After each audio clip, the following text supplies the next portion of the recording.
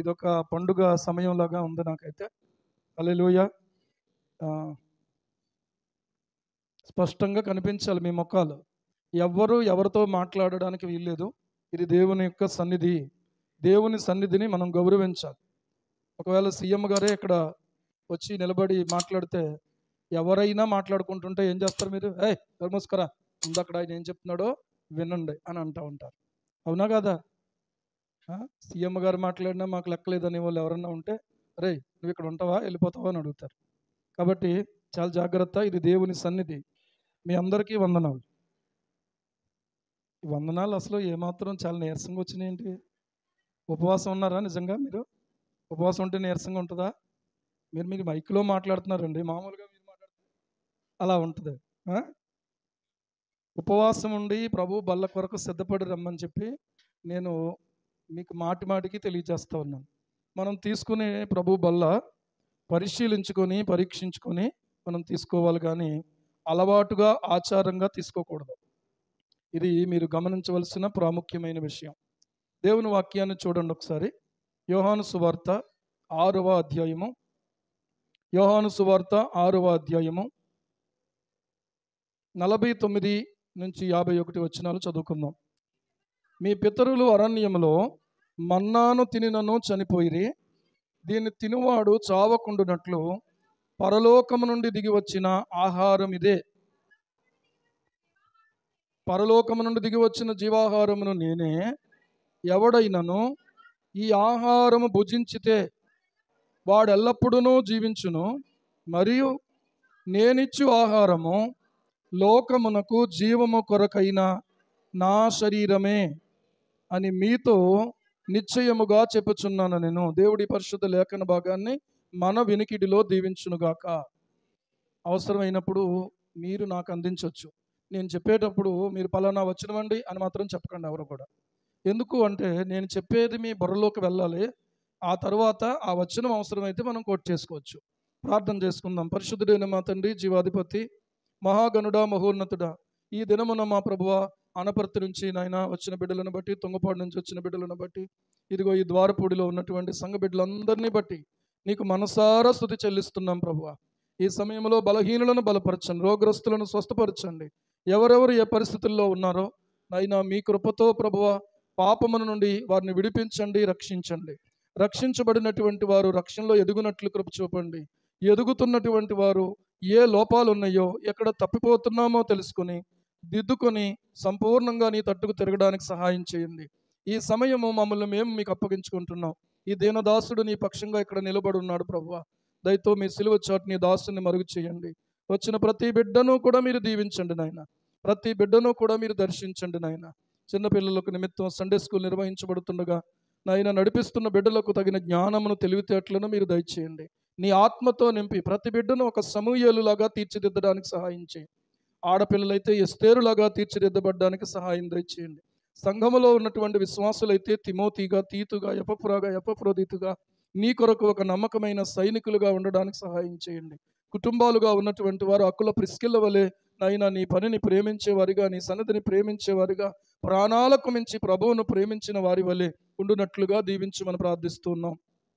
ఈ సమయంలో ఇక్కడ ఎంతమంది కూర్చున్నారో ప్రభువా, వారి హృదయాలోచనలు అన్నీ ఎరిగిన దేవుడు, వారి హృదయంలో ఉన్న దుఃఖాన్ని ఎరిగిన దేవుడు, వాళ్ళ హృదయంలో ఉన్న అపవిత్రతను ఎరిగినటువంటి దేవుడు, వాళ్ళ హృదయంలో ఉన్న నిరాశను ఎరిగినటువంటి దేవుడు గనుక మీరే నాయన నాతో, మాతో, అందరితో కూడా మీరు మాట్లాడండి. యేసు ప్రభువు నామములో ప్రార్థించి స్తుతించి వేడుకుంటున్నాం మా పరమ తండ్రి. ఆమేన్, ఆమేన్, ఆమేన్. ఈ మైక్కి ఒక సౌలభ్యం ఉంది. అదేంటో తెలుసా? నేను ఇలాగ వచ్చి మాట్లాడుకుంటూ అక్కడ దాకా వచ్చేయచ్చు. కనుక ఎవరైనా సరే ఒకవేళ ఇండిసిప్లిన్గా ఉన్నట్లయితే దయచేసి మీకు ముందే చెప్తున్నాను, నేను మీ దగ్గరకు వచ్చేస్తాను మైక్ కట్టుకుని. జాగ్రత్తగా వినండి. ఇది దేవుని సన్నిధి అన్నవాళ్ళు దేవునికి స్తోత్రం చెప్పండి. ఈ దేవుని సన్నిధిలో మాట్లాడుకోవడం కానీ, అటు ఇటు తిరగడం కానీ, ఏ రకమైనటువంటి క్రమశిక్షణారహితమైనటువంటి పనులు చేయకూడదు. ఒకవేళ ఏ కారణం చేతైనా మీరు మాట్లాడుకోవాల్సి వస్తే డిస్టర్బెన్స్ కాకుండా, అంటే మీరు చాలా తెలివైన వాళ్ళు, ముసుగులాగా వేసుకుని ఆడవాళ్ళు మాట్లాడుకుంటారు. మగవాళ్ళు ఏం చేస్తారంటే వాళ్ళకి ముసుగులు ఉండవు కదా, ఏం చేస్తారంటే ఏ పాటల షీటో దగ్గర ఉంటుంది, ఇలా మాట్లాడతారు. అదేందా ఏంటి? కనీసం ఈ కాసేపు అయినా కొంచెం నిగ్రహించుకోవడం రావట్లేదు. జాగ్రత్తగా వినండి. నిద్రపోయిన వాళ్ళ దగ్గరికి కూడా మైకట్టుకుని వచ్చేస్తాను, లేపేస్తాను, గ్యారంటీగా చెప్తున్నాను మీకు. ఎందుకు అంటే ఇది దేవుని సన్నిధి. హల్లెలూయా. ఈరోజు గమనించండి, యేసుక్రీస్తు ప్రభువారు మనకు అనుగ్రహించినటువంటి పరిశుద్ధమైనటువంటి ప్రియులారా ఒక క్రమమును మనం నేర్చుకోవాలి. ఇక్కడ మనం ఆలోచన చేస్తే యేసు ప్రభువారు ఆయన భూమి మీద శరీరధారిగా ఇంకా ఉన్నటువంటి దినాల్లోనే యేసయ్య ఒకసారి అనేక అద్భుతాలు చేశారు, ఆశ్చర్యమైన కార్యాలు చేశారు. ఆ రీతిగా ప్రభువు తన మహిమను వెల్లడిపరుస్తూ ఉండగా యేసు ప్రభువారు ఒకసారి ఈ మాట తెలియజేశారు. మీరు ఏం చెయ్యాలంటే నా శరీరం తినాలి, నా రక్తం త్రాగాలన్నారు. ఏం చెయ్యాలి? నా శరీరమును మీరు తినాలి, నా రక్తం త్రాగాలి, లేకపోతే మీరు జీవించలేరు అన్నారు. దీన్ని ప్రియులారా కొంతమంది అభ్యంతరపడి యేసుక్రీస్తు ప్రభువారిని అపార్థం చేసుకుని ఈయనేంటి శరీరం తినమంటున్నాడు, రక్తం తినమంటున్నాడు, తాగమంటున్నాడు అని చెప్పి. యూదులకు ఒక కట్టడి ఉంది, రక్తమును ఎవరు కూడా తినకూడదు. ఏం చెయ్యాలంటే బలి అర్పణ జరిగినటువంటి తర్వాత ఆ రక్తాన్ని బలిపీఠం మీద మాత్రమే పోసేయాలి, రక్తముతో కలిసినది తినకూడదు. కాబట్టి వాళ్ళు అపార్థం చేసుకున్నారు. ఇక పైగా శరీరమును తినకూడదు, శరీరమును తినాలంటున్నాడు, ఈయన రక్తాన్ని త్రాగాలంటున్నాడు, ఇది ఎలాగూ సాధ్యపడుతుంది అని చెప్పి ఆయన ఏది చెప్పినా తర్వాత దాన్ని వివరించి చెప్పడం ప్రభువుకు ఉన్నటువంటి మంచి మనస్సు. దేవునికి స్తోత్రం. ఆయన ఒకవేళ తెలియకపోతే వీళ్ళు ఏం చేయాలంటే, అదేంటి ప్రభువా, మీ శరీరాన్ని మేము తినాలంటే, మీ రక్తాన్ని త్రాగాలంటే అది ఎలా సాధ్యపడుతుంది, ఎలా తిననీయగలవు నువ్వు అని ప్రభువుని అడగాలి. కొంతమంది పైకి అడగరు, లోపల సనుక్కుంటూ ఉంటారు. లోపల సనుగుడు మంచిది కాదు. ఒక్కొక్కళ్ళకి ఒక్కొక్క రకమైన సనుగుడు. కొంతమంది ప్రార్థనలో సనుగుతున్నారు, చూశాను నేను. అర్థమవుతుందా? సనుగుడు మంచిది కాదు. మనకి ఏదైనా ఒకవేళ అవసరత ఉంటే అడగాలని అనుకుంటే మనం డైరెక్ట్గా అడగాలి. ఒక ఆవిడ ఏం చేస్తుందంటే మందిరంలోకి వచ్చి ప్రార్థన చేస్తుంది, ప్రభువా నా భర్తతో పాస్టర్ గారు ఇలా చెప్పాలి నాయనా అని ప్రార్థన చేస్తుంది నా ముందు. అంటే దాని అర్థం ఏంటి? ఈవిడ ఏం చెప్తుంది నాకు, పాస్టర్ గారు అంటే మీరు ఏం చెయ్యాలంటే నా భర్తకు మీరు ఇలా చెప్పాలి అని చెప్పి. పాస్టర్ గారికి చెప్తున్నావా, దేవుడికి చెప్తున్నావా? అక్కడ నువ్వు ప్రార్థనలో నేను ఎదురుగుండా కూర్చున్నాను, ఆవిడ ప్రార్థనలో ప్రార్థన చేస్తుంది అందరిలోనూ. ఏమని ప్రార్థన చేస్తుంది అంటే, ఇలాంటి ప్రార్థనా పరులు కూడా కొంతమంది ఉంటారు. మీ అందరికీ నా వందనాలు. దయచేసి అలాంటి ప్రార్థనలు చేయకండి. మీరు ఏదైనా చెప్పాలంటే డైరెక్ట్గా చెప్పండి.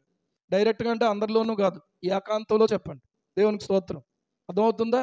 దేవుని సన్నిధి ప్రశస్తమైంది. దేవుని సన్నిధి నట అనాలోచనగా పలకడానికి మీ హృదయమును త్వరపడనియొద్దు అని వాక్యం చెప్తుంది. దేవుని సన్నిధిని అనాలోచనగా పలకడానికి మీ హృదయాన్ని ఏం చేయనివ్వద్దు, త్వరపడనివ్వద్దు. పాస్టర్ గారికి చెప్పాలంటే పాస్టర్ గారు చెప్పాలి, నువ్వు ప్రార్థన చేస్తావా వెళ్ళి? ఒక ఆవిడ ఏం చేసింది తెలుసా, కానుక పెట్టిలో కానుకేసింది. ఏమోయ్ నేను కానుకేసానమ్మా, 50 రూపాయలు వేసాను అందులో. ఏంటి, పాస్టర్ గారికి ఇద్దాం అనుకున్నాను, లేకపోతే మీకైనా ఇద్దాం అనుకున్నాను, కానీ మీరు ఏదో ఆ ప్రార్థనలో నలగొండిపోయారు కాబట్టి ఆ కానుక నేనేసింది సుమా, ఎవరో వేసేసింది అనుకుంటారు మీరు అని చెప్పి. అర్థమైందా? నీ కానుక గురించి మాకు చెప్పాలా? ఇలాంటి భక్తిపరులు కొంతమంది ఏమండి, మాకు తెలిసేలాగా చెయ్యాలని. ఈవిడేమంటుందంటే, నా భర్తతో ఇలాగ పాస్టర్ గారు చెప్పాలి ప్రభు అని ప్రార్థన చేస్తుంది. అంటే పాస్టర్ గారికి ఇక్కడ ఒక ప్రసంగం చేస్తుంది, అక్కడేమో దేవుడికి ప్రార్థన చేస్తుంది. ఇంతమంది చూడండి, టేప్ రికార్డు ఉంటుంది, టేప్ రికార్డులో రేడియో కూడా ఉంటుంది. అర్థమైందా? Radio come tape record. అంటే రేడియో కావాలంటే రేడియో ఉపయోగించుకోవచ్చు, టేప్ రికార్డు కావాలంటే టేప్ రికార్డు ఉపయోగించుకోవచ్చు. మీరు ఎలా చూస్తున్నారంటే ఇంకా పాతకాల మనుషుల్లా మాట్లాడుతున్నారు, పాస్టర్ గారు అన్నట్టు చూస్తున్నారు మీరు. ఇవన్నీ మనకు అనుభవమే కదా ఏమండి. ఇప్పుడు టేప్ రికార్డులు లేవు, డివిడి ప్లేయర్లు లేవు, అంతా ఉన్నది ఏంటి అని అంటే అన్నీ సెల్ ఫోన్లోనే. ఏమండి, అన్నీ సెల్ ఫోన్లోనే. పొద్దున్న లేచింది మొదలుకొని సాయంత్రం వరకు ఈ చాట్ ఎలా చేతిలో పట్టుకోవడం, రోడ్డు మీద నడుస్తున్నా కూడా ఇదే. కింద గొయ్యి ఉండాలి, అందులో అడిపోవాలి, అప్పుడు తెలుస్తుంది. తర్వాత ఇంకా కొంతమంది ఏం చేస్తున్నారంటే, చిన్న పిల్లోడు కూడా ఇలా చేయి పట్టుకుని ఒక ఆవిడ నడుస్తుంది. ఒక దృశ్యం చూశాను నేను. ఏమండి, ఈవిడి ఇలాగా సెల్ ఫోన్ చూసుకుంటా ఈ పిల్లోడిని ఇలా పట్టుకుని నడుస్తూ ఉంది. కొంతసేపటికి ఆ పక్క నుంచి ఒకడు వచ్చాడు. ఆ ఒకడేం చేశాడంటే ఈ పిల్లని ఎత్తుకుని వెళ్ళిపోయాడు. ఈవిడేం చేస్తుందంటే ఈ చెయ్యి ఇలాగా ఉండిపోయింది. ఈ చెయ్యి ఏం చేసింది, ఈ చెయ్యి ఇలాగే ఉంది, ఈ చేతిలో ఈ బిడ్డ ఉన్నాడు అనుకుంటుంది. కానీ కొంతసేపు అయ్యాక వాడు ఎత్తుకుని వెళ్ళిపోయిన తర్వాత ఎలా చూసేటప్పటికి కిడ్నాప్ అయిపోయాడు ఆ పిల్లోడు.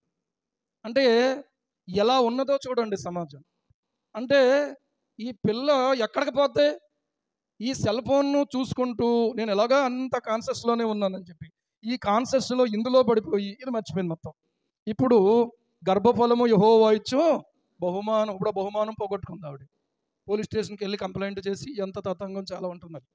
వాళ్ళు ఖాళీగా ఉంటారు అనుకుంటున్నారేమో, ఏమండి అక్కడికి వెళ్ళి కంప్లైంట్ చేస్తే మళ్ళీ వాళ్ళు వెతకాలి, వెతికేదాకా బోరుమని ఏడుపు. ఈ తల్లి ఏం ఘనకార్యం చేసిందంటే సెల్ ఫోన్ చూసుకుంటూ ఉండిపోయింది. కొంతమంది టీవీ చూసుకుంటూ ఉండిపోయి పాలు పొంగబెట్టేసేవాళ్ళు, కొంతమంది కూర మార్చేసేవాళ్ళు, కొంతమంది ఏమండి అప్పుడే ఇలాంటివన్నీ ఆలోచనలు. స్టవ్ దగ్గర ఫోన్ వాడకూడదు, కానీ మరి వీడియోలన్నీ ఎలా తెస్తున్నారు? నిజంగానే స్టవ్ దగ్గర ఫోన్ వాడకూడదు, అది ప్రమాదం. పెట్రోల్ బంక్ దగ్గర ఫోన్ ఎత్తి మాట్లాడకూడదు, అది ప్రమాదం. అక్కడ ఉంటుంది ఏమని ఉంటుంది, సెల్ ఫోను ఉపయోగించరాదు. ఏమండి ఉపయోగించరాదు. ఒకవేళ ఉపయోగించాలనుకుంటే పెట్రోల్ కొట్టడం అయిపోయిన తర్వాత ఓ పక్కకు బండెట్టుకుని అలాగెలా కుదురుతుందండి? ఇప్పుడు ఏటో తెలుసా, ఫోన్ లేదు ఇక్కడ. ఏమండి ఇప్పుడు ఇలాగెట్టుకుని ఇలాగ చెప్పు చెప్పు ఇది మన పద్ధతే. ఏమంటే బండి డ్రైవింగ్లోనూ వదలం ఫోను, పడుకున్నప్పుడు వదలం ఫోను. వదిలేసిదల్లా ఏంటంటే కాన్సెప్ట్స్ అనేది పోతా ఉంది. ఈరోజు చూస్తే జ్ఞాపకం చేసుకోండి అని, అందుకే ప్రభు గురించి జ్ఞాపకం చేసుకోండి అని చెప్పాల్సి వచ్చింది పౌలు భక్తుడు. 1 కొరింథీ పత్రిక 11వ అధ్యాయము, ప్రియులారా 1 కొరింథీ పత్రిక 11వ అధ్యాయము 26వ వచనము ఒకసారి చూడండి, 23వ వచనం చూడండి ఒకసారి. నేను మీకు ఆజ్ఞాపించిన దాన్ని ప్రభు వలన పొందితిని, ప్రభువైన యేసు దాని అప్పగింపబడిన రాత్రి ఒక రొట్టెనెత్తుకుని కృతజ్ఞతాస్తుతులు చెల్లించి దాన్ని విరిచి, ఇది మీ కొరకైన నా శరీరము, నన్ను జ్ఞాపకం చేసుకొనుటకై దీనిని చేయుడని చెప్పాను. అందుకనే మనం ఏం చేస్తామంటే నెలంతా మర్చిపోతాం. రేపు మొదటి వారం అనగానే ఏమండి శనివారం రోజు అప్పుడు ఏం చేస్తామంటే ఆయన్ని జ్ఞాపకం చేసుకోవడం మొదలెడతాం. అదేనా జ్ఞాపకం చేసుకోవడం? అసలు మన బ్రతుకు ఆయన బట్టే బతుకుతున్నాం. దేవునికి స్తోత్రం కలుగును గాక. మనకంటూ ఒక ఉనికి ఉన్నదంటే ఆయన బట్టే ఉనికి కలిగి ఉన్నాము. మనమంటూ చలిస్తున్నామంటే ఆయన యందే చలించుచున్నాం. కానీ నీ ఒక నామకార్థ క్రైస్తవుడు, నీ ఒక నామకార్థ క్రైస్తవురాలు, అవసరానికి నీకు ప్రభువు కావాలి. పరీక్షలు వస్తే పిల్లలకు ప్రభువు కావాలి, సమస్యలు వస్తే విశ్వాసులకు ప్రభువు కావాలి. లేకపోతే ప్రభువుతో నాకు పని ఏముంది? ఏమండి నాకు తిండి 5 ఏళ్ళు బాగానే వెళ్తున్నాయి లోపలికి, ఒంటి నిండా బట్టలు, బీరువా తీసుకుంటే బోల్డ్ అనే చీరలు, ఒక ఆవిడ బీరువా ఓపెన్ చేస్తే 200 చీరలు ఉన్నాయంట. మా తల్లి ఒక చీర కూడా బయటికి తీయట్లేదు. ఏమండి ఆ తల్లికి వందనాలు. ఇవన్నీ ఉన్నప్పుడు ఇంకా నాకు ప్రభుత్వ పనేటి? మాట్లాడుకోవడానికి ఫోన్ ఉంది, దాంట్లో ఛార్జింగ్ రీఛార్జ్ చేసుకుంటే ఆటోమేటిక్గా ఎక్కడికైనా ఎవరితోనైనా మాట్లాడుకోవచ్చు, ఎంతసేపు అయినా మాట్లాడుకోవచ్చు. ప్రభువుతో మాట్లాడడానికి, ప్రార్థన చేయడానికి మనస్సు లేనటువంటి తరము తయారైంది ప్రియులారా. బుద్ధిహీనమైన తరం, మూర్ఖపు తరం, లెక్కలేని తరం. ఈరోజైనా కన్నీళ్లతో ప్రభు పాదాల దగ్గర సరి చేసుకోవడానికి ప్రయత్నం చేయండి. ఎవరి చేతిలో చూసినా సరే ఇదే పరిస్థితి. బైబిల్ ఉండదో, ప్రార్థన ఉండదో. ఇంట్లో బైబిల్ ఉంటుంది, ఎక్కడో బైబిల్ ఎక్కడుందే పట్టురండి అంటే అక్కడ ఎక్కడో పెడతారు, అది పట్టుకొని వచ్చి ఇక్కడ కూర్చుంటారు. ఎందుకంటే పాస్టర్ గారు తెమ్మన్నారు కాబట్టి. అర్థమైందా?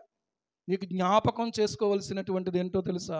నీవు ఆయన వలన బ్రతుకుతున్నావు, ఆయన వలన ఉనికి కలిగి ఉన్నావు, ఆయన యందు చలించుచున్నావు. ఇప్పుడు మందిరంలో తర్వాత సెటైర్లు వేసుకుంటూ లోకంలో బ్రతుకుతున్నారు కొంతమంది. జాగ్రత్త. అర్థమైందా? ఒక కార్యక్రమం జరుగుతూ ఉంది, ఏమండి పెళ్లి జరుగుతూ ఉంది, అది పరిశుద్ధమైన కార్యక్రమం. బాబు సైలెంట్గా ఉండండి, ఈ కార్యక్రమం అయిపోయిన తర్వాత మీరు ఏదైనా చేసుకోవాలంటే మీరు చేసుకుందరు. కానీ అంటే సరిగ్గా ఉంగరాలు మార్చుకునే దగ్గరకు ఒరే ఓ వేసుకోండ్రా అంటున్నాడు ఒకడు, బుద్ధిహీనం కాకపోతే. ఏ వేసుకోండే? ఓ వేసుకోండట. మరి అదే వేసుకోవడమో నాకు అర్థం కాదు. అప్పుడు అందరూ ఏంటంటే ఏమనుకున్నారు? అది ఇక్కడ జరుగుతున్నది ఏంటిది? పరిశుద్ధమైన కార్యక్రమమా? ఇక్కడ మీరు ఓ వేసుకుంటారా? మీకు దవడ మీద ఇచ్చేవాడు లేక అక్కడ. ఏమండి ఏంటా పద్ధతి, ఏంటా విధానం ఏంటి? ఒక అల్లరా అక్కడ? నీకు అంత సంతోషం ఉంటే, సంబరం ఉంటే తర్వాత చూసుకోవాలి. అక్కడ దేవుని సన్నిధి ఉన్నప్పుడు నీ సొంత ప్రయత్నాలు ఏంటి? ఏమండి ఓ వేసుకోండా? ఏం చేయాలి అక్కడ? నువ్వు జాగ్రత్తగా ఉండడం నేర్చుకోవాలి. అందుకనే ఏమండి కేక్ కటింగ్లు మొదలుపెట్టారు, కేక్ కట్ చేస్తున్నారు, ఈలోగా మెరుపులు తిప్పేస్తున్నారు, దాని నిండా మెరుపులే. తినడానికి ఏం పని చేస్తుంది అది? ఏమండి వందనాలు మీకు. తర్వాత ఏమంటే ఫోమ్ తిప్పేస్తున్నారు, అది తినడానికి ఏం పని చేస్తుంది? ఆ ఫోమ్ ఏమైనా మంచిదా? దాంట్లో ఏముందో తెలుసా మీకు? ఏ రకమైన కెమికల్స్ ఉన్నాయో, అవి కంటికి ఎంత హాని చేస్తాయో, తర్వాత తిన్నప్పుడు ఆ కేక్లో ఏ రకమైనటువంటి అనర్థాలు జరుగుతాయో మీకు తెలుసా? ఏమండి ఈరోజు నా ఆలోచన చేస్తుంటే ఎందుకు మనం ఇలా చేస్తున్నాము అంటే, ఆడెవడికో అలా జరిగిందట ఇక్కడ మొదలుపెట్టాడు. ప్రతి దాంట్లో కూడా ఒక అల్లరి, ప్రతి దాంట్లో కూడా ఒక క్రమం లేని పరిస్థితి. ఏమండి అందుకనే పిల్లలకి ఇవన్నీ కుదరట్లేదని రోడ్ల మీదకి వెళ్ళిపోయి చేసుకుంటున్నారు పుట్టినరోజులో. ఎంత మంచోళ్ళు, ఎంత తెలివో. ప్రార్థనకు రాలేదంటే ఏమండి కుదరలేదండి అంటారు. అదేంట్రా ఇప్పుడు ఆన్లైన్ ప్రేయర్లో మధ్యలో వెళ్ళిపోయారేంట్రా అని అంటే, పొద్దున్న కాలేజీ కదండి, నీ మొక్కం కాలేజీకి వెళ్ళే ఉద్దేశం అనేది. అప్పుడు సరిగ్గా ఎవడో పుట్టినరోజు అక్కడికి వెళ్ళి కోడిగుడ్లు కరేసుకునే వాళ్ళు ఒకళ్ళు, ఏమండి ఆ కేక్ ముఖానికి బాంకునే వాళ్ళు ఒకళ్ళు, బట్టలు బాంకునే వాళ్ళు ఒకళ్ళు, వీళ్ళకి అంటించే వాళ్ళు ఒకళ్ళు. ఎంత క్రమము లేకుండా మాట్లాడుతున్నారు ఆలోచిస్తే. మన వాళ్ళు అందరూ మంచోళ్ళు అండి. అక్కడ చూస్తున్నాను కొంతమందిని నేను. ఎక్కడా ఎక్కడా రోడ్డు మీద. మన వాళ్ళు ఎవరు రోడ్డు మీద అలా ఉండరు. వెరీ గుడ్ అండి. ఒక పాట పాడారు కదా సండే స్కూల్ చెప్పినప్పుడు, ఏంటది? గుడ్డు గుడ్డు కోడి గుడ్డు. అందరూ గుడ్డు అంతా ఇక్కడ ఉన్నారు. దేవునికి స్తోత్రం. జ్ఞాపకం చేసుకోమని చెప్పాల్సి ఎందుకు వస్తుందంటే, ఎవరు పుట్టినరోజో గుర్తుంది, ఎవరు చచ్చిన రోజో గుర్తుంది, ఎవరు పెళ్లి రోజో గుర్తుంది, కానీ నీ ప్రభువు నీ కొరకు చేసింది నీకు గుర్తు లేకపోతే నీ అంత దౌర్భాగ్యుడు ఇంకొకడు ఉండడు. నన్ను జ్ఞాపకం చేసుకున్నట్టుగా దీన్ని చేయమన్నాడు. తెల్లబట్టలు వేసుకున్నావా లేదా, ఏమంటే ఉపవాసం ఉన్నావా లేదా, ఈ రెండు అవసరమే. మూడవది ఏంటంటే ఆయన జ్ఞాపకం చేసుకోవడానికి దీన్ని చెయ్యాలి. దేవునికి స్తోత్రం కలుగును గాక. ఈరోజు మనము చేసేది ఏంటంటే ఆయన జ్ఞాపకం చేసుకోవడం కోసం ఈ కార్యక్రమాన్ని చేస్తున్నాము. ఎప్పుడెప్పుడు జ్ఞాపకం చేసుకోవాలండి పాస్టర్ గారు అని అంటే, ఎల్లప్పుడూ జ్ఞాపకం చేసుకోవాలి. నెలకొక్కసారి కాదు, ప్రతిరోజు జ్ఞాపకం చేసుకోవాలి. ప్రతి ఉదయమున జ్ఞాపకం చేసుకోవాలి. ప్రభువా నీ సహాయం లేకపోతే నేను బ్రతకలేను, నీ స్వరం వినలేకపోతే నేను బ్రతకలేను, ప్రభువా నీవు లేకుండా నేను బ్రతకలేను. పాట మాత్రం వాయించేత్రం అంతే, డబా డబా డబా డబా వెళ్ళిపోతుంది. ఏమంటే నీవు లేకుండా బతకలేనయ్యా అన్నా, లేకుండా బతికేస్తా పాటలు పాడేస్తున్నావు. నీవు లేకుండా బతకలేనన్న వాడువు అసలు బైబిల్ విడిచిపెట్టి ఎలా ఉండగలుగుతున్నావు? ప్రార్థన అంటే ఇంటి దగ్గర ఎలా గడపగలుగుతున్నావు? బుద్ధిహీనత కాదది. అసలు పాట ఏం పాడేవు, బతుకవుతుంది. ఏమండి ఉతుకుడు కింద ఉన్నదా మీకు? ఆలోచించండి. నీవు లేకుండా నేను ఏం చేయలేను, బతకలేను. ఏమండి ఎవడు రమ్మంటే ఆడు కూడా పోతున్నావు, ప్రార్థనకు కొట్టేస్తున్నావు. ఎవరు రమ్మంటే వాళ్ళు కూడా వెళ్ళిపోతున్నావు, ప్రార్థనకు దూరం అయిపోతున్నావు. సహవాసం ఏం అవసరం లేదు. పెళ్ళప్పుడు మాత్రం కావాలి, చావప్పుడు మాత్రం కావాలి. ఎంతమంది వచ్చారు వెనకాల? ఏమండో సంఘానికి చెప్తే ఇదేంటండి ఇంతమంది వచ్చారండి. అవును, నువ్వు ఎప్పుడైనా వచ్చినావా? నువ్వు ఎప్పుడైనా ఏ కొడుకన్నా వచ్చావా? ఎక్కడైనా సరే ఒకసారి జ్ఞాపకం చేసుకో. ఎప్పుడైనా నేను ఏమి విత్తుకుంటే ఆ పంటనే కోసుకోవాల్సి వస్తుంది. నువ్వు ఎవరు వెనకాలనే వెళ్తే వాళ్ళు నీ వెనకాల వస్తారు. ఏమండి అవునా కాదా? ఇందువమ్మ అంటే అందువమ్మ అంటారంట. ఎవరికైనా ఇస్తే వాళ్ళు నీకు ఇస్తారు. దేవునికి స్తోత్రం కలుగును గాక. ఎవరన్నా లెక్క లేకుండా జీవించేవనుకో, నీవంటే వాళ్ళకి లెక్కే ఉంది, లెక్కలేదు. ప్రభువును బట్టి ప్రియులారా ఒకరినొకరు గౌరవించుకోవాలి, ఒకరినొకరు ప్రోత్సహించుకోవాలి, ఒకరినొకరు పురుకొల్పుకోవాలి. ఈ రోజున ఆలోచన చెయ్యండి. ప్రార్థనా జీవితం లేకుండా ఒకవేళ నీవు ఉన్నావు అని అంటే ప్రభు అంటే నీకు లెక్క లేకుండా ఉన్నావని అర్థం. ఇంక వేరే ఏం మాట్లేదు. ప్రార్థనా జీవితం కలిగి ఉన్నావు అంటే దానికి అర్థం ఏంటంటే నీవు కొంచెం డిసిప్లిన్లో ఉన్నావని అర్థం. ఒక డిసిప్లిన్, క్రమశిక్షణ కలిగినటువంటి క్రైస్తవుడు ప్రార్థన చెయ్యకుండా ఒక రోజు కూడా ఉండకూడదు. దేవునికి స్తోత్రం కలుగునుగా. హల్లెలూయా. ప్రార్థించుచుంటివా విశ్వాసీ, ప్రార్థన మరువకుమా పరదేశీ. ప్రార్థించుచుంటివా విశ్వాసీ. హల్లెలూయా. ప్రార్థిస్తున్నావా విశ్వాసీ? నువ్వు ప్రార్థన చేస్తున్నావా? ప్రార్థన చేస్తున్నట్లయితే ప్రభుతో నీకు సంబంధం ఉంటుంది. ప్రార్థన జీవితం నీకు లేకపోతే ప్రభుతో సంబంధం లేదు. సంబంధం ఉన్నవారి కొరకే ప్రభు బల్ల. సంబంధం ఉన్నవారినే పిలిచి ఏమన్నాడంటే ప్రభువు, ఇదిగో మీరు నా శరీరాన్ని తినండి అన్నాడు, ఇదిగో మీరు నా రక్తాన్ని త్రాగండి అన్నాడు. మనకు నెలకొక్కసారి ప్రభు బల్ల అయినా కూడా ప్రతిరోజు ప్రభుతో సంబంధము కలిగే ఉండాలి తప్ప ఆ సంబంధము నుంచి మాత్రం మనం వేరుగా బ్రతకకూడదు. మన జీవానికి కారణం ప్రభువే. దేవునికి స్తోత్రం కలుగును గాక.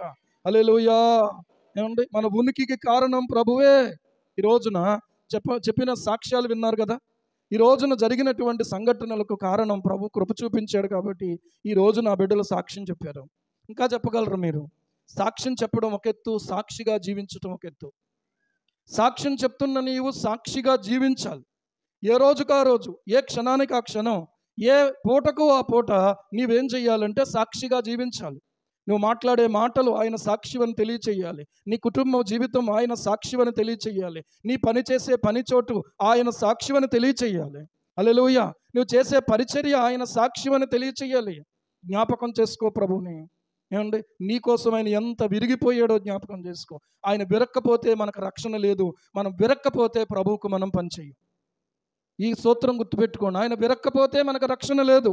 మనం విరక్కపోతే మనం ప్రభువుకి ఏమీ ఉపయోగపడలేం. కాబట్టి నువ్వు విరగాలి. నీవు ప్రార్థనలో విరగాలి. ప్రభు వాక్యము చేత విరగొట్టబడాలి. ఏమండి, విర్రవీగకూడదు, విరిగిపోవాలి. దేవునికి స్తోత్రం. విర్రవీగిపోకూడదు, విరిగిపోవాలి మనం. నేను ఏ పాటి వాడనయ్యా, నాకు ఈ భాగ్యం దొరికింది, నాకు ఈ యొక్క అవకాశం దొరికింది, ప్రభువా నేను ఎంత భాగ్యవంతుణ్ణి. దేవునికి స్తోత్రం కలుగును గాక. హల్లెలూయా. నేను ఎంత సంపాదించాను అంత సంపాదించాను అని మందిరంలో చెప్పకండి. ఎందుకంటే ఒకవేళ మీ సంపాదన చెప్తే మీ దశంభాగం లెక్కలోకి వస్తుంది. సంపాదన చెప్తే మీ దశంభాగం ఎంత ఉండాలి? ఓ 10,000 1,00,000 సంపాదించే వ్యక్తి అయితే నీ దశంభాగం కరెక్ట్గా ఎంత ఉండాలి? 10,000 ఉండాలి. మరి అక్కడ 1,000 రూపాయలే కనపడుతుంది. నువ్వు చెప్పేదేమో 1,00,000 రూపాయలు. కనుక గొప్పలు చెప్పొద్దు. మీరు ఏం చేస్తారంటే నమ్మకత్వాన్ని నేర్చుకోండి. ముందు నమ్మకత్వం నువ్వు నేర్చుకోకపోతే నీవు ఏ విషయాన్ని బట్టి అయితే సంతృప్తి చెంది సాక్ష్యం చెప్పి డబ్బులు లెక్క చెప్పావో ఆ లెక్కకు తగిన లెక్క నువ్వు ఇక్కడ అప్పచెప్పకపోతే అక్కడ నీ లెక్క మారిపోద్ది. జాగ్రత్త. అర్థమవుతుందా? దేవుడికి లెక్కలు తెలియవేటండి. లెక్కలు తెలియవా? లెక్కలు తెలుసా ఆయనకి? లెక్కల మాస్టర్ ఆయనే. దేవునికి స్తోత్రం కలుగును గాక. ఎప్పుడు ఏది చెయ్యాలో, ఎంత చెయ్యాలో, ఎలా చెయ్యాలో అన్నీ ఆయనకు తెలుసు. అసలు నేను ఇచ్చింది నేను సంపాదించానని చెప్పుకుంటున్నావేంట్రా బాబు నువ్వు? నేను ఇచ్చాను నీకు. నేను ఇచ్చినటువంటి దాన్ని నేను సంపాదించానని నేను అనేది నీ జీవితంలో చోటు చేసుకుంది. దయచేసి నీవు అలాగే మాత్రం ఆలోచించుకోకూడదు. అపవాది ఏం చేస్తాడంటే నేను అనే దాంట్లోకి నడిపించి నిన్ను అందరి నుంచి వేరు చేసేస్తాడు. వి అంటే మనము, ఐ అంటే నేను. ఐ ఎలా ఉంటుందంటే నిలబడి ఉంటుంది. అర్థమవుతుందా? ఏబిసిడీలు జెడ్ వరకు కూడా ఏ అక్షరం నిలబడి ఉంటుందంటే ఐ మాత్రమే నిలబడి ఉంటుంది. అర్థమవుతుందా? ఐ మాత్రమే నిలబడి ఉంటుంది. మిగిలినవన్నీ కూడా నిలబడవు. పాపం వాటికి నిలబడడం రాదు. ఐ అనేది మాత్రం నిలబడుతుంది. ఐ అనే దగ్గర ఎవరు ఉండాలి అంటే దేవుడు మాత్రమే ఉండాలి. దేవునికి స్తోత్రం కలుగును గాక. ఐ అనడానికి సరిపోయిన వాడు ఎవరంటే యేసయ్య మాత్రమే. అందుకని ఆయన అన్నాడు, ఐ ఆమ్ ద లైట్, నేనే జీవమును అన్నాడు. ఐ ఆమ్ ద ట్రూత్, నేనే సత్యమును అన్నాడు. ఐ ఆమ్ ద వే, నేనే మార్గమును అన్నాడు. ఐ ఆమ్ ద లైట్ అన్నాడు, నేనే వెలుగును అన్నాడు. ఐ ఆమ్ ద ఏమండి, ఐ ఆమ్ అనడానికి సరిపోయిన వాడు యేసయ్య మాత్రమే. నేను అని అన్నావా నీవు ప్రభువు నుంచి వేరైపోతున్నట్లు లెక్క. అది నీవు ఏ స్థితిలో ఉన్నా సరే, ఎలాంటి సమర్పణలో ఉన్నా సరే, నేను అన్నావా ఖచ్చితంగా నీలో దుష్టుడు చోటు చేసుకునే అవకాశం ఉంది. అందుకని పౌలు భక్తుడు అంటాడు, నేను కాను. దేవునికి స్తోత్రం కలుగునుగా. Not I but Christ himself. Not I but Christ himself. ఆయనే, నేను కాదు. నేను కాదు ప్రభువే, నేను కాదు ప్రభువే. అందుకని ఆయన వస్త్రపు చెంగు తగిలితే ప్రియులారా స్వస్థత కలిగితే, అంటే వస్త్రపు చెంగు కాదు కానీ ఆయన చేతి రుమాలు నడికట్టు, స్వస్థత పడ్డానయ్యా. ఈ నడికట్టు తీసుకెళ్ళిన తర్వాత ఓహో అలాగైతే ఇంకో 10 నడికట్లు కొనుక్కునిరా, నేను కట్టుకుని వెంటనే నీకు ఇచ్చేతాను, నువ్వు పట్టుకెళ్ళి ఏం చేస్తావంటే 50 రూపాయలకు అమ్మేసి పట్టురా, అదంతా పరిచర్యకు వాడదాం అనలేదు పౌలు భక్తుడు. ఏమండి, అదంతా పరిచర్యకు వాడదాం అనలేదు. బాబు దేవుని కృప, నువ్వు ఆయన ఎందుకు విశ్వాసం ఉంచావు, దేవుడు నిన్ను స్వస్థపరిచాడు, దేవుని కొరకు సాక్షిగా బ్రతుకు అన్నాడు. దేవునికి స్తోత్రం. ఈరోజు అలా కాదు. ఇదిగో నా జేబురుమాల ద్వారా ఎంతమంది స్వస్థపరచబడ్డారో తెలుసా? నేను వాడుకున్నాను, నేను చెమట తుడుచుకున్న రుమాలు ఇది అండి. ఇది పట్టుకెళ్ళి వాడుకుంటే స్వస్థత, నా బట్టలు అట్టుకెళ్ళి వేసుకుంటే మీకు స్వస్థత. ఏంటి పబ్లిసిటీలు? ఈ పబ్లిసిటీలు ఏమీ లేవు, ప్రభువే పబ్లిసిటీ. దేవునికి స్తోత్రం కలుగును గాక. ఎవరు పబ్లిష్ అవ్వాలి అని అంటే ప్రభువే పబ్లిష్ అవ్వాలి. ఎవరు పబ్లిష్ అవ్వాలి చెప్పండి? ప్రభువే పబ్లిష్ అవ్వాలి. నువ్వు ఎవరిని పబ్లిష్ చేస్తున్నావు ఒకసారి ఆలోచన చేసుకో. నేనైనా మీరైనా ఈ జీవితం ఇచ్చిన ప్రభువునే పబ్లిష్ చేయాలి. దేవునికి స్తోత్రం కలుగును గాక. హల్లెలూయా. లేకపోయినట్లయితే మనం వేషధారులు, లేకపోయినట్లయితే మనం గర్విష్ఠులం, లేకపోయినట్లయితే మనం పనికి మాలిన వారం, లేకపోయినట్లయితే ప్రియులారా మన జీవితము అపవాదికి ఉపయోగపడద్దు కానీ దేవుడికి ఉపయోగపడదు. అపవాదికి ఉపయోగపడాలా, దేవునికి ఉపయోగపడాలా? దేవునికి ఉపయోగపడాలి అని అంటే ఖచ్చితంగా మనం ఏం చేయాలంటే ప్రియులారా మన జీవితాన్ని, మన బ్రతుకుల్ని మనము ఏమంటే యోగ్యత దగ్గర ప్రభువే అనుకోవాలి, అయోగ్యత దగ్గర నేనే అనుకోవాలి. అయోగ్యత దగ్గర ఏమనుకోవాలి? నేను అయోగ్యుడును, నా ప్రభువు యోగ్యుడు. దేవునికి స్తోత్రం కలుగును గాక. ఇదిగో దేవుని గొర్రె పిల్ల, ఇవిగా మా కృతజ్ఞత స్తుతులు. ఇవిగో దేవుని గొర్రె పిల్ల, ఇవిగా మా కృతజ్ఞత స్తుతులు. అర్హుడవు గొర్రె పిల్ల, నీవే యోగ్యుడవు, మహిమయు ఘనతయు నీకే చెల్లును ఎల్లప్పుడూ. అర్హుడవు అర్హుడవు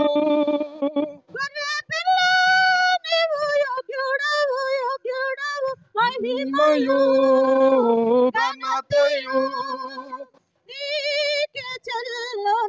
ఎల్లప్పుడూ. ఇదిగో దేవుని గొర్రె పిల్ల, ఇవిగా మా కృతజ్ఞత స్తుతులు. ఇవేగా మా కృతజ్ఞత స్తుతులు. హల్లెలూయా. ఎవరికి అర్హత ఉంది? కృతజ్ఞతాస్తుతులు అందుకోవడానికి ఎవరికి అర్హత ఉంది? ఆయన్నే స్తుతించాలి. అర్హుడవు ఎందుకంటే నీవు నా కొరకు ఏం చేసావు? గొర్రె పిల్లగా నా కొరకు బలి అయిపోయావు, నాకు రక్తాన్ని నా కొరకు ధారపోసావు, నాకు ఈ రక్షణనిచ్చావు. యేసయ్య రక్షించకపోతే ఒకసారి వెనక్కి తిరిగి ఆలోచించండి. నా బ్రతుకు ఏమైపోయేది ఆలోచించుకుంటే ఎప్పుడో కాలగర్భములో కలిసిపోవలసిన వాడిని. లారీ కింద ఎంతోమంది పడిపోతున్నారు, అలాంటి లారీ కింద శవమై నేను కనిపించేవాడిని ఖచ్చితంగా. కానీ నా ప్రభువు ఏం చేశాడో తెలుసా? అలా తప్పించి తప్పించి తప్పించి చివరికి నన్ను రక్షించి ఆయన కృపలో నన్ను బ్రతికించాడు. దేవునికి స్తోత్రం కలుగునుగాక. హల్లెలూయా. ఇలా చనిపోదామనుకుని చాలాసార్లు అనుకున్న సందర్భాల్లో చాలామంది ఉన్నారు ఇక్కడ. ఈరోజు బ్రతకడానికి కారణం ఆయన, ఈ రోజున అపవిత్రతకు దూరంగా జీవించడానికి కారణం ఆయన. ఇంతకు మునుపు నేను నమ్మినటువంటి దేవతలు, నేను తిరిగినటువంటి, నేను చేసినటువంటి నియమాలు నిష్టలు ప్రియులారా ఇలాగున నన్ను మార్చలేదు, యేసయ్యే నన్ను మార్చాడు. దేవునికి స్తోత్రం కలుగునుగాక. ఈ రోజున నేను మాట్లాడే మాటలో నేను గ్రహించినటువంటి విషయం ఏంటంటే ఆయన వలన నేను ఇలాగున్నానంతే. నేను ఆయన వలన ఇలాగున్నాను. ఈ మాటలు అందుకే మాట్లాడుతూ ఉన్నాను, ఈ ప్రార్థనలు అందుకే చేస్తూ ఉన్నాను, ఈ ప్రకటన అందుకే చేస్తూ ఉన్నాను ఆయనను బట్టి. కాబట్టి ఆయనకే ఘనత, మహిమ, ప్రభావాలు కలుగునుగాక. ఎవరికి కాదు, ఎవరికి కాదు. మీరు కూడా అది నేర్చుకోండి. దీనికి కారణం ఎవరంటే ప్రభువే. ఏమండి? పాస్టమ్మ గారు చెప్పినా, నేను ప్రార్థన చేసినా, పాస్టమ్మ గారు ప్రార్థన చేసినా, సంఘం ప్రార్థన చేసినా, మీరు మాటికి 2-3 సార్లు ఇవే మాటలు రిపీట్ చేస్తున్నారు. దయచేసి నేను మీకు చెప్పేది ఒకటి ఏంటంటే, ప్రభువు చేయకపోతే మేమేమీ చేయలేదు, ప్రభువు చూపించకపోతే కృపను మేమేమీ చూపించలేము.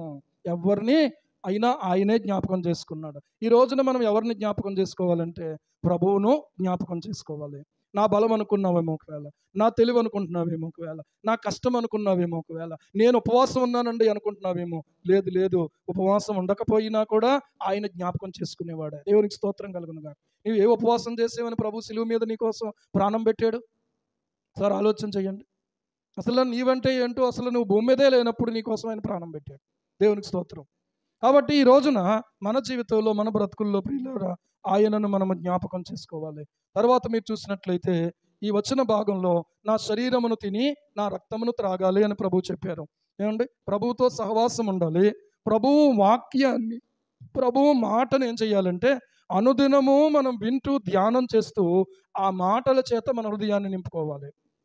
రెండవ పాయింట్. మూడవ పాయింట్ ఏంటంటే ప్రియులారా మన జీవితంలో, మన బ్రతుకుల్లో ఎలాగున్నాయో పరిశీలన చేసుకుంటూ ప్రభు బల దగ్గరికి మనం రావాలి. ఈ మూడో పాయింట్ దగ్గర కొంతమంది ఏమంటున్నారంటే, మీరు ప్రభు బల తీసుకుంటే మీ రోగాలు తగ్గిపోతాయి, ప్రభు బల తీసుకుంటే కోర్టు సమస్యలు గెలిచేస్తారు, ప్రభు బల తీసుకుంటే మీకు మేలు కలుగుతుంది, కాబట్టి ఎవరైనా తీసేసుకోవచ్చు అన్నారు.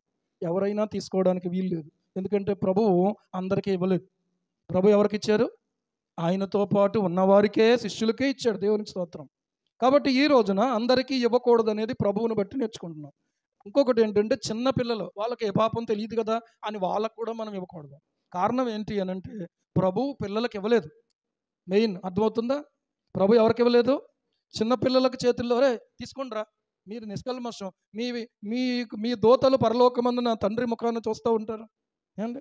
మీలాంటి వారిదే పరలోక రాజ్యం అని వాళ్ళ చేతులు పెట్టలే ప్రభు. అర్థమవుతుందా? కాబట్టి చిన్నపిల్లల చేతుల్లో పెట్టకూడదు.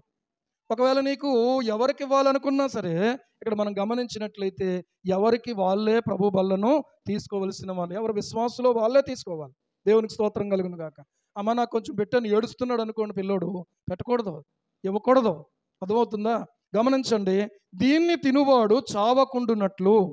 ఏమంటే పరలోకము నుండి దిగి వచ్చిన ఆహారము ఇదే అని ప్రభువు చెప్పినటువంటి మాటకు కొంతమంది ఏమని వ్యాఖ్యానం చేస్తున్నారంటే, దీన్ని తీసుకునేవారు చచ్చిపోరు అని ఒక వ్యాఖ్యానం చేస్తూ ఉన్నారు. ఇది ఎంతవరకు నిజము?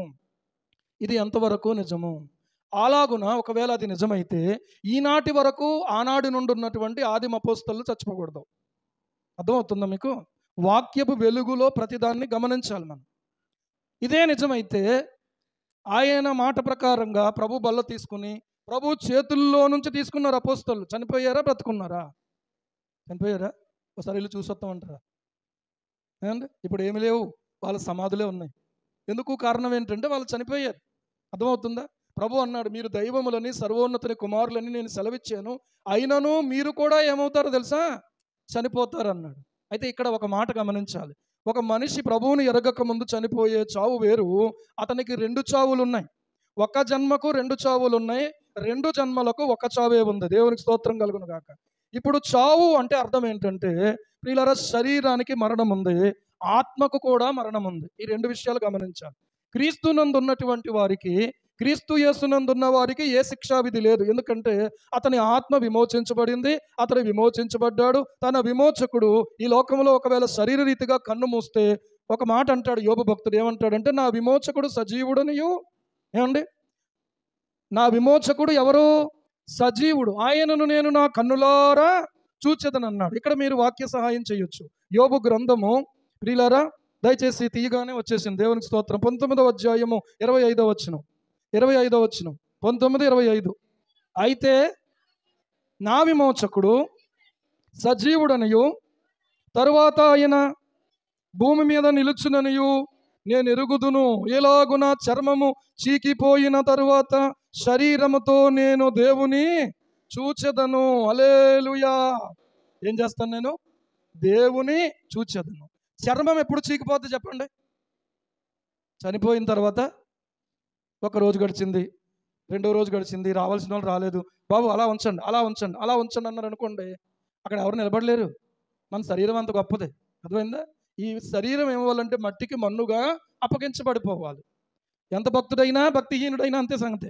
ఒక జన్మకు 2 చావులు, ఇరు జన్మలకొక్క మరణమే. ఒక జన్మకు 2 చావులు, ఇరు జన్మలకొక్క మరణమే. సిలువ యందు నరకపు చావు పొందెనేసు అందరి కొరకు. సిలువ యందు నరకపు చావు పొందెనేసు అందరి కొరకు. పొందెనేసు అందరి కొరకు. క్రైస్తవం ఒక మతము కాదిది, క్రీస్తునందు తిరిగి జన్మము. క్రీస్తునందు తిరిగి జన్మము. క్రైస్తవం ఒక మతము కాదిది, క్రీస్తునందు తిరిగి జన్మము. క్రీస్తునందు తిరిగి జన్మము. హల్లెలూయా. క్రైస్తవం ఏం కాదు, ఒక మతం కాదు. మరి ఏంటి? క్రీస్తునందు ఏంటి? తిరిగి జన్మించుట. దేవునికి స్తోత్రం కలుగును గాక. ఒకడు నేను పాపినని ఒప్పుకొని, ప్రభువా నీవే నాకు ఆశ్రయం, నీవు తప్ప నాకు వేరే దిక్కు లేదు, నన్ను క్షమించి నన్ను నీ రాజ్యం చేర్చుకోనైనా, లేకపోతే నన్ను నీ బిడ్డగా చేర్చుకోనైనా అని ప్రార్థించిన మరుక్షణము వారిని ప్రభు ఏం చేస్తాడో తెలుసా? తన బిడ్డలుగా చేసేసుకుంటాడు. అప్పటి వరకు అపవాది పిల్లలు, ఇప్పటి నుంచి దేవుని పిల్లలు. దేవునికి స్తోత్రం కలుగును గాక. ఇప్పుడు చెప్పండి, ఎంతమంది దేవుని పిల్లలు ఉన్నారో వాళ్ళు మాత్రమే మీ చెయ్యి పైకెత్తి దేవునికి స్తోత్రం చెప్పండి. ఇది మీరు అందరూ దేవుని పిల్లలే. అయ్యి బాబు ఇంతమంది పిల్లలు నిజంగా. మరి మీ ద్వారా మీలో ఈ నిరీక్షణ ఉందా? ఏమండి? చనిపోవడం అనేటువంటి దానికి అర్థం ఏంటంటే ఒక వ్యక్తి ఈ లోకమును విడిచిపెట్టడము. 2వ విషయం ఏంటంటే 2వ చావు ఉంది. పిరికి వారును, అసహ్యులను, ఏమండి, మాంత్రికులను, దొంగలను, విగ్రహారాధికులను, వ్యభిచారులను, వీళ్ళందరూ కూడా అగ్ని గంధకములతో మండు గుండములో పాలు పొందుదురు.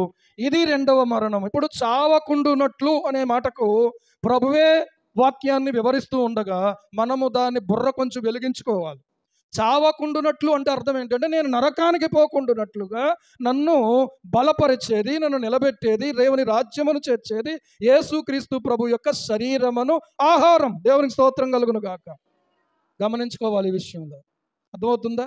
చావకుండునట్లు అంటే మరి పలానా వాళ్ళు ఎందుకు చనిపోయారండి? మా మామగారు చనిపోయారు, మా నాన్నమ్మ చనిపోయింది, మా అక్క చనిపోయింది, ఇంకా మీకు కూడా చాలా ఇష్టం ఉంటుంది మనకి. అర్థమైందా? చాలామంది చనిపోయారు. కానీ ఎవరైతే ప్రియులారా క్రీస్తునందు ఉండి మరణించారో వాళ్ళకు శిక్షావిధి లేదు. ఏ శిక్షావిధి లేదంటే నరక శిక్ష లేదు. దేవునికి స్తోత్రం కలుగును గాక. వాళ్ళు ఎల్లప్పుడూ జీవించేవారుగానే ఉంటారు. ఎందుకో తెలుసా? కారణం ఏంటో తెలుసా? ప్రభువునందు విశ్వాసం ఉంచారు గనుక వారు ఎల్లప్పుడూ జీవిస్తూనే ఉంటారు. అందుకనే క్రైస్తవుడు బ్రతికుంటే ఈ లోకంలో జీవిస్తాడు, చచ్చిపోతే పరలోకంలో జీవిస్తాడు. చప్పట్లు కొట్టి దేవుని మహిమపరచండి. ఇది మన యొక్క విశ్వాస జీవితం. ఇది మన యొక్క విశ్వాస జీవితం. అంచేత రోగానికి భయపడక్కర్లేదు, చంపితే భయపడక్కర్లేదు, మరి దేనికి భయపడక్కర్లేదు. ఎందుకంటే ఒకవేళ చస్తే ఎక్కడికి వెళ్తాం? మనం నరకంలో పడిపోతామని భయం లేదు. కాబట్టి ఇంకోటి చెప్పిన మీకు, ప్రభువు ప్రియులరా పరలోకము నుండి దూతలను పంపుతాడు ఆ ఆత్మను తీసుకెళ్ళడానికి. దేవునికి స్తోత్రం కలుగును గాక. కొంతమంది ఇట్టే చెప్పేస్తారు. ఎలాగో తెలుసా? అదిగో బాబాయ్ నల్లగా ఉన్నారా వాళ్ళు వచ్చిన వాళ్ళు? ఎలా ఉన్నారా? నల్లగా ఉన్నారా? అవును, నీ పాపాలు ఒప్పుకో, వాళ్ళు పోతారు. దేవునికి స్తోత్రం. నీ బ్రతుకులో పాపాలు ఒప్పుకో, ప్రభువా నన్ను క్షమించు, నన్ను కనికరించను, మరు క్షణము వాళ్ళు పోతారు. లేకపోతే నిన్ను తీసుకుపోతారు. వాళ్ళు తీసుకెళ్ళిపోవడానికి వచ్చారు. వాళ్ళు ఏంటంటే బాబోయ్ వచ్చేది మరి మనం ఆడికి సంబంధించిన వాళ్ళం అయితే ఆడే వస్తాడు. దేవునికి స్తోత్రం. మనం ప్రభువుకు సంబంధించినటువంటి వాళ్ళమైతే ప్రభువు దూతలు వస్తారు. దేవునికి స్తోత్రం కలుగును గాక. హల్లెలూయా. దూతలు ఇక్కడ కాపాడుతారు, దూతలు మనల్ని కాపుదల చేసుకుంటారు. కానీ నువ్వు నేను చెప్పినట్టు దూతలు విన్నావు. అర్థమైందా? ఏమంటే ఒక మీటింగ్ ప్రారంభించక ముందు ప్రార్థన చేస్తున్నాడు. ఏమన్నా తెలుసా? ఇదిగో పరలోక దూతలారా మీరు గేటు దగ్గర కాపలా ఉండండి. వాళ్ళు నీకు దూతలా ఆయనకు దూతలా? ఆయన చెప్పిన మాట వింటారా, నీ మాట వింటారా? పెద్ద బిల్డప్ ఇలాంటి వాళ్ళు అందరూ. అర్థమైందా? ఇగో మందిరంలో మీ దగ్గర దూత నిలబడి ఉన్నాడు అంటాడు. నిలబడ్డాడో లేదో నీకు తెలుసా? అయ్యి బాబాయ్ నిలబడ్డా? జాగ్రత్తగా అర్థం చేసుకోండి దయచేసి. చావకుండునట్లు అనే మాటకు అర్థం ఏంటంటే నరకములో నేను పడిపోకుండా ఉండడానికి, ఆ నరకపు చావు నాకు రాకుండా ఉండడానికి దానికి తగిన మూల్యాన్ని నా ప్రభు సిలువలో చెల్లించాడు. ఇక మీదట నా మీద ప్రభువు ప్రియులారా ఆయన ప్రకటించాడు, వీడు నిత్య జీవము కలవాడు అని ప్రకటించాడు. చప్పట్లు కొట్టి దేవుని మహిమపరచండి. దేవునికి స్తోత్రం కలుగునుగా. ఎవరికి ప్రకటించే అధికారం ఉంది? నా ప్రభువుకే అధికారం ఉంది, ఇంకెవరికే లేదు. పాస్టర్ గారికి లేదు సుమా అధికారం, ప్రభువుకే ఉంది. జాగ్రత్త గుర్తుపెట్టండి మీరు. ఆయన అధికారం ఇచ్చాడు. బాప్తిసం ఇవ్వడానికి కానీ, రోగుల మీద చేతులుంచి ప్రార్థన చేసినప్పుడు స్వస్థత కలగడానికి కానీ, దయ్యములు వెళ్ళగొట్టబడడానికి కానీ, ప్రియులారా తెగని సమస్యలు తెగడానికి కానీ ఆయన ఇచ్చాడు అవకాశం. ఈరోజు జ్ఞానం కలిగి ఆలోచన చేసుకోవాలి. కనుక చావకుండునట్లు అనే మాటకు అర్థము నిదట్లో నుంచి మిమ్మల్ని లేపి అడిగినా సరే ఏం చేయాలి తెలుసా? What is the meaning of death అంటే చెప్పాలి. చావు అంటే అర్థం ఏంటి? ప్రతి మనిషి చనిపోతారండి, కానీ విశ్వాసికి చావు లేదు. ఈ లోకములో కన్ను మూస్తే పరలోకములో కన్ను తెరుస్తాడు. దేవునికి స్తోత్రం కలుగును గాక. పోయాడు అనుకుంటారు. పోయినోడు ఎక్కడికి వెళ్ళిపోయాడు? రెండు దారులు. ఏ దారి కావాలి మానవా? ఏ దారి కావాలి మానవురాలు? ఏ దారి కావాలి? రెండు దారులు.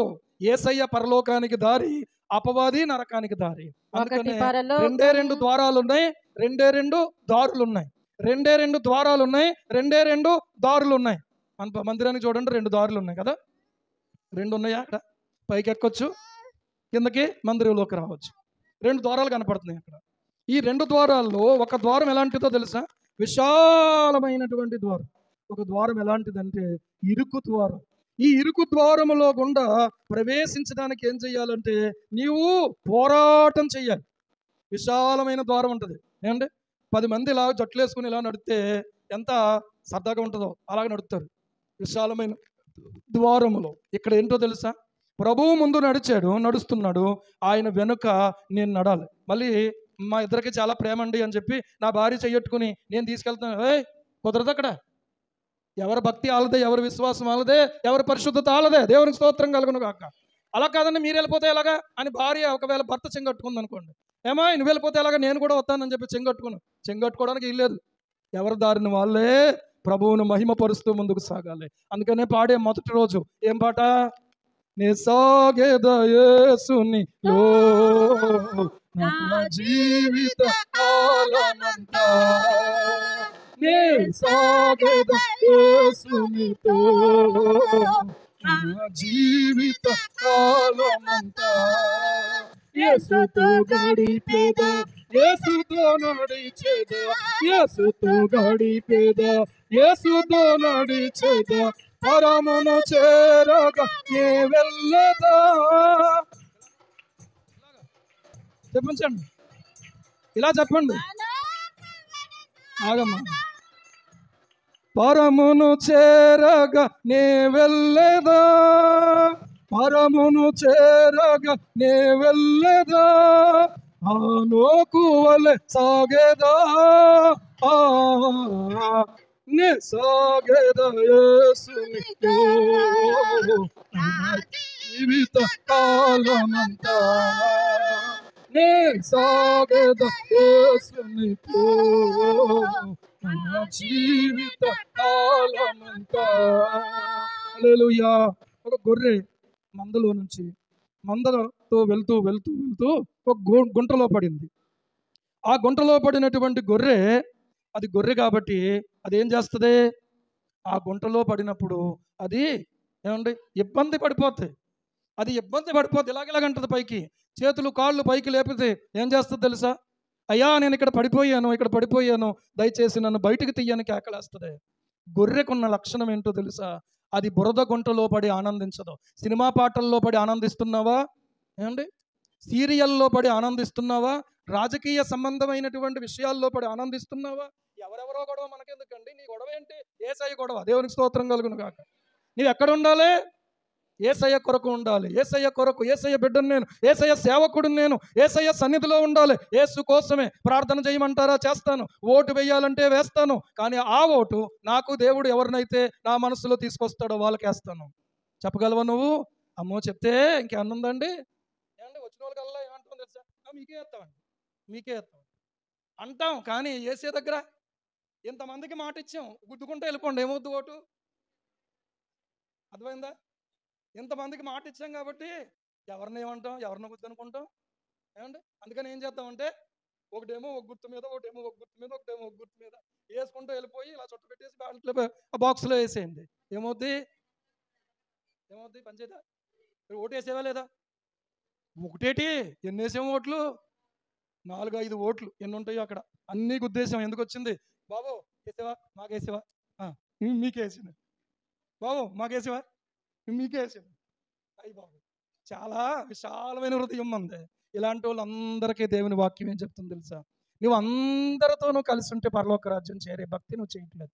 అందరినీ సంతోష పెట్టడమే. ఏమంటే ఎవరు రమ్మంటే అప్పుడు ఇంట్లో భార్య అడుగుతుంది, అరే బాబు సారీ ఊరి అంటే ఇంకేనందా పంపించేతారు కదా, ఏమండి ఎక్కడికి వెళ్తున్నారండి ఈ మధ్యరాత్రి వేళ? ఊరుకో, చిన్న పని ఉంది, మా ఫ్రెండ్ ఫోన్ చేశాడు. అదేంటండి మీ ఫ్రెండ్ అర్ధరాత్రి కాడ ఫోన్ చేయడం ఏంటి? గో ఎక్కువ మాట్లాడావా వాయించేస్తాను తెలుసా? ఎందుకు వచ్చిందిలే, ఆవిడ అలా ఉంటుంది పాపం. ఏమంటే పైగా ఈ వాక్యం తెలుసు. ఏమన్నా తెలుసా? ప్రభువునందు మీ సొంత పురుషులకు ఏం చేయమన్నాడు? లోబడు, అంతే. నువ్వేం చేయాలి? గో అదే మాట్లాడొద్దని చెప్పాను నేను. మళ్ళీ మాట్లాడండి జాగ్రత్త.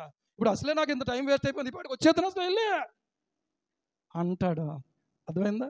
డబల్ మైండ్, డబల్ ప్లే ఆడుతున్నారు. జాగ్రత్త పిల్లలు, పెద్దోళ్ళు ఆలోచన చేసుకోండి. ఇలాంటి పాపపు గుంటలలో ప్రియులరా దొర్లాడుతూ పొర్లాడుతూ ఎవరినో సంతోషపరుస్తూ నీ జీవిస్తే నీవు గిలగిలా కొట్టుకోకపోతే ఏమో తెలుసా? నీవు బుద్ధిపూర్వకంగా ఒక పందిలాగా బురదలో దొలుతున్నావంటే నువ్వు వేషం వేసుకున్న పందివే కానీ గొర్రెవు కాదు. నువ్వు నిజానికి గొర్రె అయితే ఏం చేస్తుందంటే అందులో నుంచి బయటకు వచ్చేయాలి. ఏం చేయాలి? బయటకు వచ్చేయాలి. అక్కడి నుంచి బయటకు వచ్చేయాలి. కాపరి వినినట్లుగా కేకలేస్తుంది. పాపములో ఆనందించదు, పాపములో కొనసాగదు, పాపములో ముందుకు వెళ్ళదు, పాపమును సమర్థించుకోదు. అది గొర్రె యొక్క లక్షణం. అందుకనే దావీదు విలవిలలాడిపోయాడు. ఆ కన్నీరు ఎంతగా కన్నీరు కార్చాడంటే తన పాపపు పడక కొట్టుకుపోయేటంతగా ఏడ్చాడట. దావీదు పాపం చేశాడు, మనం కూడా చెయ్యొచ్చు అనే సంకలు గుద్దుకుంటున్నారు కొంతమంది. ఎంత ఏడ్చాడో తర్వాత. చచ్చిపోయేదాకా ఏడుస్తూనే ఉన్నాడు. ఇంట్లో యుద్ధాలు జరుగుతూనే ఉన్నాయి. ఒక్కడుకు తిరగలేదు దావీదుకి. అర్థమైందా? ఒక రోజు నెమ్మది లేదు దావీదుకి. రాజ్యం వదిలేసి పారిపోవాల్సి వచ్చింది. రాజ్యం వదిలేసి అడవులు వెంబడి వెళ్ళిపోవాల్సి వచ్చింది. మహారాజు ఏమండి, ఎవడని యుద్ధం చేస్తాడు? తన కొడుకే విరోధంగా నిలబడ్డాడు. ఎవడని యుద్ధం చేస్తాడు? ఎవడైనా అయితే చేసినేమో. సర్లే, దేవుడు ఒకవేళ నిర్ణయిస్తే మళ్ళీ తిరిగి ఆ రాజ్యాన్ని నాకు అప్పగిస్తాడు, లేకపోతే వాడినే ఏలుకొనియండి, నేను వెళ్ళిపోతున్నానని చెప్పి వెళ్ళిపోవాల్సి వచ్చింది. ఏమండి, దావీదు రహస్యంగా పాపం చేస్తే తన కొడుకు బట్టబయలుగా పట్టపగలే పాపం చేశాడు. ఏమండి, పట్టపగలే పాపం చేశాడు. ఏడుస్తున్నాడు దావీదు. ఎంత ఏడ్చాడు అంటే రోజు ఏడుస్తూనే ఉన్నాడు. పేతురు ఒక్కసారి ప్రియులారా ముమ్మారు బొంకినందుకు, ఏమండి, తెల్లవారే సమయంలో 4 గంటలు, ఇక 2 గంటల సమయంలో కోడి కూసిన తర్వాతట అలాగ ధారాపాతంగా కన్నీళ్ళు అలా కారిపోతుంది అట. కోడి కూసిందా? ప్రభువుని ఎరగనన్నాను జ్ఞాపకం చేసుకునేవాడు. కోడి కూసిందా? ప్రభువా నేను ఎరగనన్నాను, మళ్ళీ నేను ఆ తప్పు చేయకూడదు నాయన, మళ్ళీ నేను అలా తప్పిపోకూడదు ప్రభువా అని ప్రార్థన చేసుకున్నాడు. మనం ఏంటో తెలుసా? ప్రభువా క్షమించు అని అంటున్నాము, కానీ మళ్ళీ తప్పు చేసే దగ్గర దాన్ని దూరంగా ఉండే మనసు రావట్లే మనకి. కారణం ఏంటో తెలుసా? పశ్చాత్తాపం లోపల నుంచి రావట్లే, కన్నీళ్ళు రావట్లేదు. ఏమండి, అందుకనే అక్కడ మందు, ఇక్కడేమో విందు, ఇలా ఉన్నాం మనం. దయచేసి అలాంటి వాళ్ళు ఎవరు కూడా బల్లలో చేయి పెట్టకండి, జాగ్రత్త. బల్ల చాలా విలువైంది.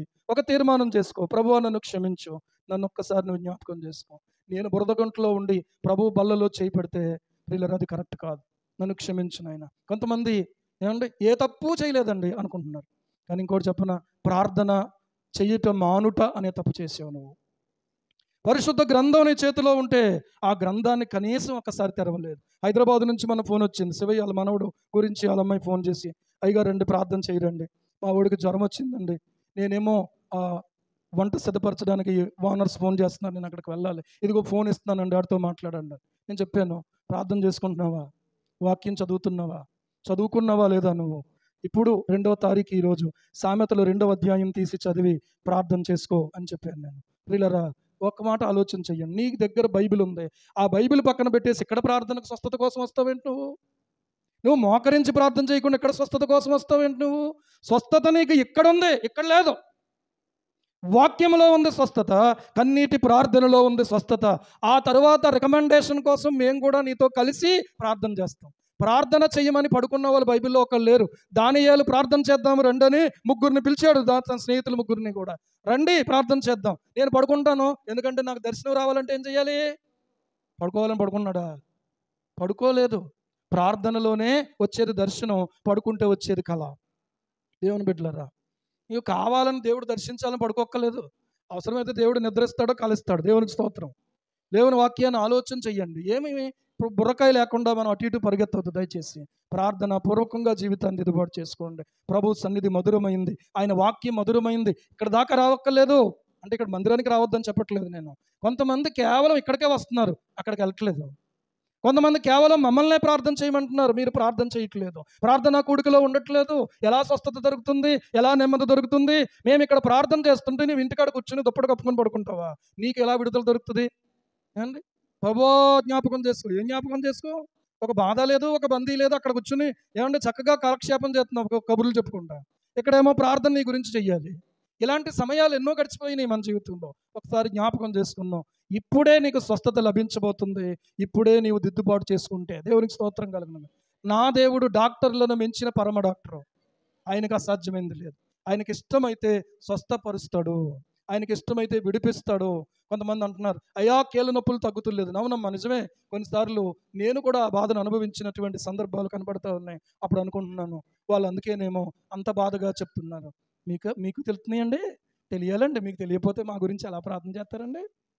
అంతే కదా, తెలుస్తున్నాయి, చెప్తున్నాను. ప్రియులారా, ఒక్కటే మాట, ప్రభువు మీద మన దృష్టి నిలుపుకోవాలి, కానీ ప్రజల మీద దృష్టి పెట్టకూడదు. ప్రభువే నాకు ఆధారం. అందుకనే భక్తుడు పాడాడు, ఏమండి, ఆకాశమందు నీవు తప్ప ప్రభువా నాకెవరో ఉన్నారు, ఆకాశమందు పాడు ఉండగా లోకములోనిది ఏదియు నాకు అక్కరలేదే. నీవు నాకుండగా లోకములోనిది ఏదియు నాకు అక్కరలేదే. ప్రభువ నీవు నాకుంటే చాలు, ప్రభువ నీవు నాకుంటే చాలు. ఆకాశమందు నీవు తప్ప ప్రభువా ఎవరు ఉన్నారు? వేరెవారు ఉన్నారు? ఆలోచన చేద్దాం. ఇంకో మాట చెప్పిన, ఇలాగ ప్రార్థన చేస్తుంటే ప్రభు అన్నాడట పరలోకం నుంచి, బాబు నీవు తప్ప భూలోకములో నాకెవరున్నారు అన్నాడంట. హల్లెలూయా. నీవు ప్రభువు కోసం ఉన్నావు, ఆయన తప్ప నువ్వు ఎలాగైతే అనుకుంటున్నావో నీవు తప్ప ఆయనకి ఇంకొకరు లేరు. కనుక ఈరోజు ప్రియులరా, ప్రభువా నేనొక్కడనే ఉన్నాను అన్నట్టుగా ప్రభువు కోసం జీవించడానికి ఈ రోజున మనము మన హృదయాన్ని సమర్పించుకోవాలి. ఈ రోజున మన మోకాళ్ళు వంచాలి. ఈ రోజున మన కన్నీళ్లు ప్రభు పాదాల మీద ప్రియులరా ఉండాలి. క్షమాపణ ఆయన దగ్గర నుంచి వస్తుంది, సమాధానం ఆయన దగ్గర నుంచి వస్తుంది, స్వస్థత ఆయన దగ్గర నుంచి వస్తుంది. ఆయన నమ్మదగినటువంటి దేవుడు. హల్లెలూయా, హల్లెలూయా. ఈరోజు నీ జీవితంలో స్వస్థత కావాలా, సమాధానం కావాలా, నూతన జీవితం కావాలా నీకు? ఏమండి, నువ్వు ఎక్కడున్నావో ఒకసారి ఆలోచన చేసుకో. నీ జీవితంలో ఒక మలుపు ఇవ్వాలని నా ప్రభు ఆశపడతా ఉన్నాడు. నీ జీవితంలో ఒక నూతనమైనటువంటి కార్యం చేయాలని నా ప్రభు ఆశపడతా ఉన్నాడు. నీ జీవితం పడుతూ లేస్తూ ఉండకూడదని నా ప్రభు నిన్ను నిలబెట్టాలని ఆశపడతా ఉన్నాడు. ఏమండి, లేస్తున్నాడు పడిపోతున్నాడు మా జాయ్ బాబు, లేస్తున్నాడు పడిపోతున్నాడు జాయ్ బాబు. తర్వాత కుర్చీ ఆసరా ఇచ్చాను. ఇప్పుడు ఆ కుర్చీతో ఏం చేస్తున్నాడు అంటే ఇలా గెంటుకుంటూ నడిచేస్తున్నాడు. నడకొచ్చేసింది. ఏమండి, ఏదైనా సరే ప్రియులారా, వాడికి సహాయం చేయటానికి నేనే చూస్తున్నాను కదా. నీవు నిజంగా యథార్థంగా ఇష్టపడితే, నిలబడాలని ఇష్టపడితే, నడవాలని ఇష్టపడితే ప్రభు తప్పకుండా నీకు సహాయం చేస్తాడు. ఆయన నీ చెయ్యి మాత్రం విడవడం. నీ ప్రార్థన యథార్థమైందైతే, నీ భక్తి యథార్థమైందైతే ఖచ్చితంగా నువ్వు ఈరోజు ధైర్యం తెచ్చుకో. మోకరించండి, ప్రార్థన చేసుకుందాం. ప్రభువా నన్ను క్షమించు నాయనా, ప్రభువా నన్ను క్షమించు నాయనా. ఆ నిత్య జీవాన్ని ప్రభువు మనకు వాగ్దానంగా ఇచ్చాడు. అక్కడికి ప్రియులారా మనము మన జీవితంలో గురి కలిగిన వారిగా ప్రయాణం చేయాలి. ప్రభువా నన్ను క్షమించు, ప్రభువా నన్ను కడుగు, ప్రభువా నన్ను శుద్ధి చేయి. ఒక అల్లరికి నేను కారణం కాకూడదు, ఒక సమాధానానికి నేను కారణం కావాలి. ప్రభువా దేవా నన్ను జ్ఞాపకం చేసుకో.